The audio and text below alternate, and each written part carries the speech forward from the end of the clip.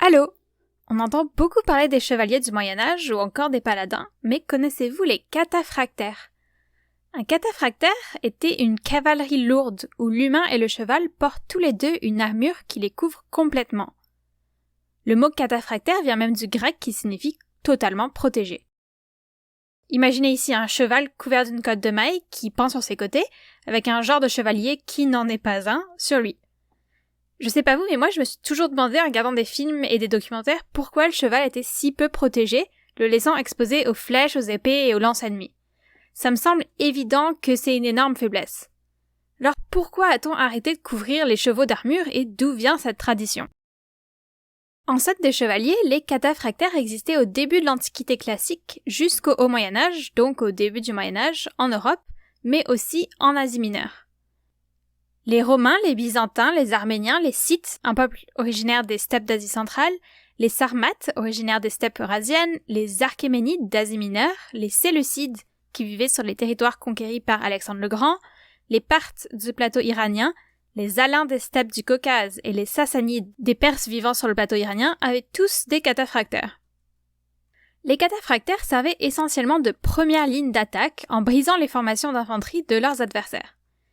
Les Scythes, un ensemble de tribus nomades, seraient à l'origine des premiers cataphractaires. Ils sont les premiers à domestiquer le cheval dans les steppes d'Asie et aussi les premiers à développer le char. Les Scythes effectuèrent de l'élevage et des croisements sélectifs pour obtenir les meilleurs chevaux possibles, endurants et puissants, et si musclés qu'ils pouvaient se mouvoir avec sur le dos à la fois une armure très lourde et un homme portant lui-même une armure très lourde. L'utilisation du cheval pour la guerre et par l'aristocratie se développe dès -600 avant Jésus-Christ. Le cheval devient l'élément essentiel des armées perses qui étaient composées pratiquement uniquement de cavalerie. Les premières représentations de cavalerie lourde ont été découvertes dans les ruines de la ville assyrienne de Nimrod, fondée au XIIIe siècle avant Jésus-Christ. La cavalerie lourde avait été développée pour contrer les flèches utilisées par la plupart des ennemis des Assyriens. Cette cavalerie lourde est l'ancêtre des cataphractaires développés par l'Empire parthe au 1er siècle avant Jésus-Christ, qui pouvaient combattre à la fois à distance avec des arcs et au corps à corps avec des lances. Les Grecs sont les premiers Européens à faire face à des cataphractaires lors des guerres médiques du 5e siècle avant Jésus-Christ contre l'Empire achéménide, qui est en fait le premier empire perse. Ils adoptèrent alors eux aussi les cataphractaires. Quant aux Romains, ils rencontrent leurs premiers cataphractaires lors de conflits avec les Grecs, mais ne les adoptent qu'après de multiples défaites face aux Scythes. Mais que portaient exactement les cataphractaires? Leur caractéristique principale est cette armure qui recouvre le cheval, souvent composée de broignes, qui sont comme des grosses écailles faites en bronze ou en fer et pèsent de 4 à 6 mm. Une armure de cheval cataphractaire comptait autour de 1300 écailles et pesait autour de 40 kg. La fabrication de cette armure permet à la monture une assez grande flexibilité, mais lui procure aussi une résistance à l'impact des charges ennemies. D'autres cataphractaires portaient quant à eux des cottes de mailles. Des plaques couvraient certaines parties vulnérables non mobiles du cheval, comme le flanc ou encore la tête. L'humain sur le cheval portait la même chose, et parfois aussi un casque couvrant la tête et le cou. Voici une description d'un cataphractaire sassanide datant du IVe siècle, faite par le général romain Ammien Marcellin. Toute cette armée n'était que fer. De la tête aux pieds, chaque soldat était couvert d'épaisses lames de métal, assez artistement ajustées pour laisser toute liberté au mouvement des membres et au jeu des articulations.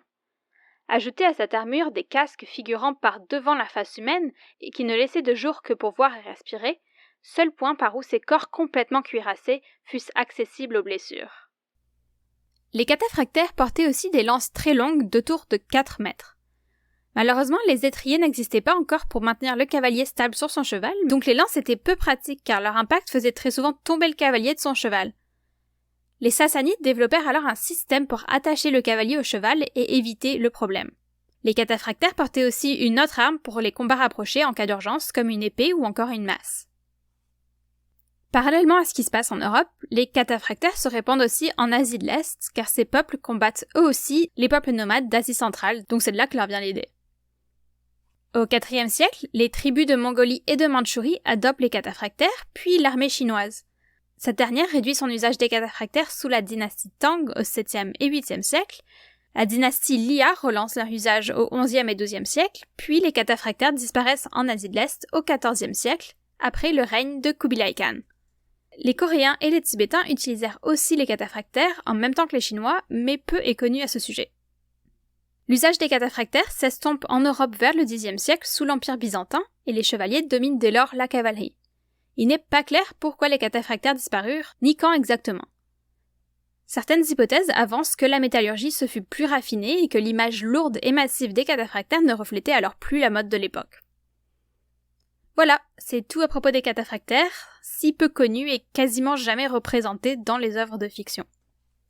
Merci, bye bye.